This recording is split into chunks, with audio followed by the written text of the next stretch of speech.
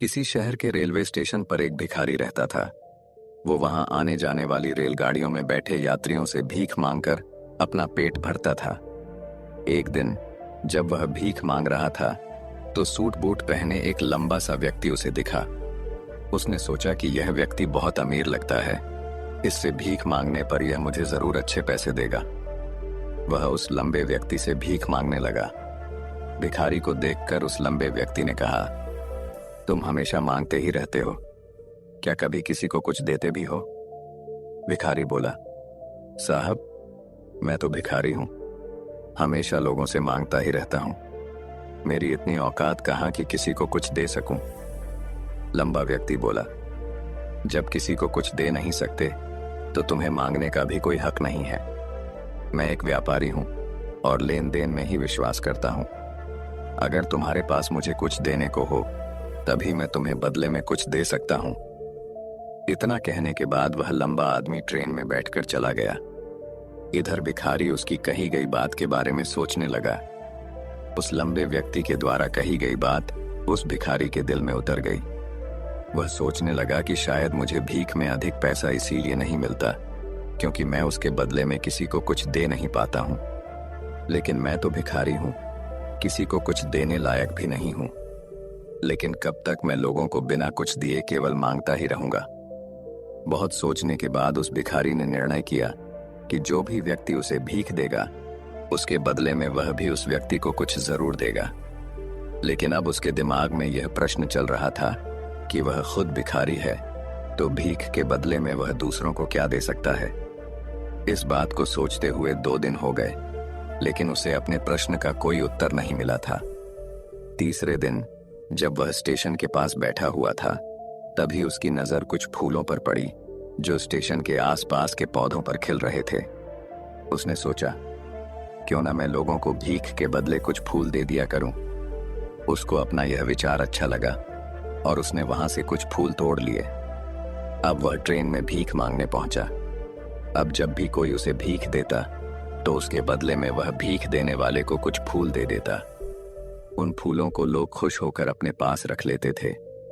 अब भिखारी रोज फूल तोड़ता और भीख के बदले में उन फूलों को लोगों में बांट देता था। कुछ ही दिनों में उसने महसूस किया कि अब उसे बहुत अधिक लोग भीख देने लगे हैं। वह स्टेशन के पास के सभी फूलों को तोड़ लाता था। जब तक उसके पास फूल रहते थे तब तक उसे बहुत से लोग भीख देते थे। लेकिन जब फूल बांटते बांटते खत्म हो जाते तो उसे भीख भी नहीं मिलती थी। अब रोज ऐसा ही चलता रहा। एक दिन जब वह भीख मांग रहा था तो उसने देखा कि वही लंबा व्यक्ति ट्रेन में बैठा है जिसकी वजह से उसे भीख के बदले फूल देने की प्रेरणा मिली थी। वह तुरंत उस व्यक्ति के पास पहुंच गया और भीख मांगते हुए बोला, आज मेरे पास आपको देने के लिए कुछ फूल हैं। आप मुझे भीख दीजिए तो बदले में मैं आपको कुछ फूल दूंगा। उस लंबे व्यक्ति ने उसे भीख के रूप में कुछ पैसे दे दिए और भिखारी ने कुछ फूल उसे दे दिए। उस लंबे व्यक्ति को यह बात बहुत पसंद आई। वह बोला, वाह क्या बात है, आज तुम भी मेरी तरह एक व्यापारी बन गए हो। इतना कहकर फूल लेकर वह लंबा व्यक्ति अपने स्टेशन पर उतर गया। लेकिन उस लंबे व्यक्ति द्वारा कही गई बात एक बार फिर से उस भिखारी के दिल में उतर गई।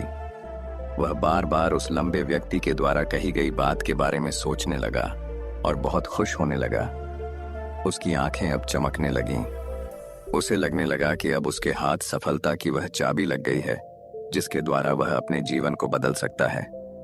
वह तुरंत ट्रेन से नीचे उतरा और उत्साहित होकर बहुत तेज आवाज में ऊपर आसमान की तरफ देखकर बोला, मैं भिखारी नहीं हूं, मैं तो एक व्यापारी हूं, मैं भी अमीर बन सकता हूं। लोगों ने उसे देखा तो सोचा कि शायद यह भिखारी पागल हो गया है और अगले दिन से वह भिखारी उस स्टेशन पर फिर कभी नहीं दिखा।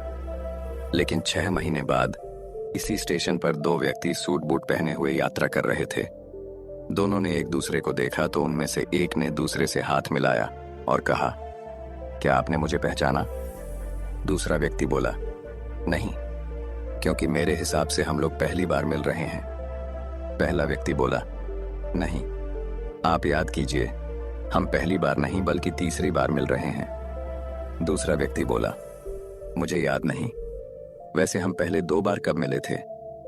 अब पहला व्यक्ति मुस्कुराया और बोला, हम पहले भी 2 बार इसी ट्रेन में मिले थे। मैं वही भिखारी हूं जिसको आपने पहली मुलाकात में बताया कि मुझे जीवन में क्या करना चाहिए, और दूसरी मुलाकात में बताया कि मैं वास्तव में कौन हूं। दूसरा व्यक्ति मुस्कुराया और अचंभित होते हुए बोला, ओ, याद आया, तुम वही भिखारी हो जिसे मैंने एक बार भीख देने से मना कर दिया था और दूसरी बार मैंने तुमसे कुछ फूल खरीदे थे। लेकिन आज तुम ये सूट बूट में कहाँ जा रहे हो और आजकल क्या कर रहे हो? तब पहला व्यक्ति बोला, हाँ, मैं वही भिखारी हूं, लेकिन आज मैं फूलों का एक बहुत बड़ा व्यापारी हूं और इसी व्यापार के काम से ही दूसरे शहर जा रहा हूं। कुछ देर रुकने के बाद वह फिर बोला, आपने मुझे पहली मुलाकात में प्रकृति का वह नियम बताया था जिसके अनुसार हमें तभी कुछ मिलता है जब हम कुछ देते हैं। लेन देन का यह नियम वास्तव में काम करता है। मैंने यह बहुत अच्छी तरह महसूस किया है, लेकिन मैं खुद को हमेशा भिखारी ही समझता रहा। इससे ऊपर उठकर मैंने कभी सोचा ही नहीं। और जब आपसे मेरी दूसरी मुलाकात हुई तब आपने मुझे बताया कि मैं एक व्यापारी बन चुका हूं। अब मैं समझ चुका था कि मैं वास्तव में एक भिखारी नहीं बल्कि व्यापारी बन चुका हूं। मैंने समझ लिया था कि लोग मुझे इतनी भीख क्यों दे रहे हैं, क्योंकि वह मुझे भीख नहीं दे रहे थे बल्कि उन फूलों का मूल्य चुका रहे थे। सभी लोग मेरे फूल खरीद रहे थे क्योंकि इससे सस्ते फूल उन्हें कहाँ मिलते। मैं लोगों की नजरों में एक छोटा व्यापारी था, लेकिन मैं अपनी नजरों में एक भिखारी ही था। आपके बताने पर मुझे समझ आ गया कि मैं एक छोटा व्यापारी हूँ। मैंने ट्रेन में फूल बांटने से जो पैसे इकट्ठे किए थे उनसे बहुत से फूल खरीदे और फूलों का व्यापारी बन गया। यहाँ के लोगों को फूल बहुत पसंद है और उनकी इसी पसंद ने मुझे आज फूलों का एक बहुत बड़ा व्यापारी बना दिया। दोनों व्यापारी अब खुश थे और स्टेशन आने पर साथ उतरे और अपने अपने व्यापार की बात करते हुए आगे बढ़ गए। दोस्तों, इस कहानी से हमें बहुत कुछ सीखने को मिलता है। कहानी में लंबा व्यापारी गिव एंड टेक के नियम को बहुत अच्छी तरह जानता था। दुनिया के सभी बड़े व्यापारी इसी जीवन के नियम का उपयोग करके सफल हुए हैं। इस फॉर्मूले को उसने भिखारी को भी बताया। भिखारी ने इस प्राकृतिक नियम को अपना लिया और इसका असर उसके जीवन में साफ दिखाई देने लगा। उसने अपनी सोच बदली और उसकी जिंदगी बदल गई। यह कहानी हमें बताती है कि हम यदि अपनी सोच बदल लें तो कुछ भी हासिल किया जा सकता है। यदि हम खुद को छोटा समझते रहेंगे तो हम हमेशा छोटे ही बने रहेंगे। बड़ा बनने के लिए हमें अपनी सोच को बदलना होगा और खुद के बारे में बड़ा सोचना होगा। कहानी का सार यह है कि सफलता आपकी सोच में छुपी होती है। खुद का आत्मसम्मान जगाइए, अपनी सोच को बड़ा बनाइए और देखिए कैसे आप सफलता के शिखर पर पहुंच जाते हैं।